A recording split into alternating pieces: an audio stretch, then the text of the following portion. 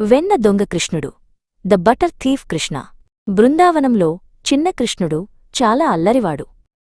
అతనికి వెన్న అంటే చాలా ఇష్టం. ప్రతిరోజూ అతను తన ఇంట్లో పొరుగు ఇళ్లలో వెన్న కోసం వెతికేవాడు. యశోదమ్మ కృష్ణుడి అల్లరిని చూసి నవ్వేది. వెన్నను దాచిపెట్టడానికి ఆమె ఎన్నో ప్రయత్నాలు చేసేది. కాని కృష్ణుడు ఎప్పుడూ వెన్నను కనుగొనేవాడు. ఒకరోజు కృష్ణుడు తన స్నేహితురాలు రాధతో కలిసి వెన్నకోసం ఒక ప్రణాళిక వేశాడు. గోపికలు తమ ఇళ్లలో వెన్నను ఎక్కడ దాచారో వారికి తెలుసు. గోపికలు తరచుగా యశోదమ్మ దగ్గరకు వచ్చి, యశోదమ్మా, నీ కృష్ణుడు మా వెన్న అంతా దొంగిలిస్తున్నాడు అని ఫిర్యాదు చేసేవారు.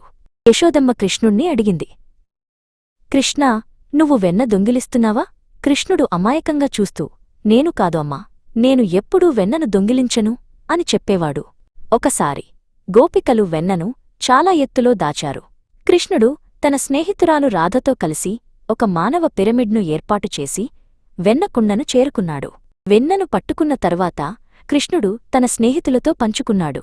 కొన్నిసార్లు అతను కోతులకు కూడా వెన్ననిచ్చేవాడు. గోపికలు ఫిర్యాదు చేసినప్పటికీ కృష్ణుడి అల్లరిని వారు రహస్యంగా ప్రేమించేవారు.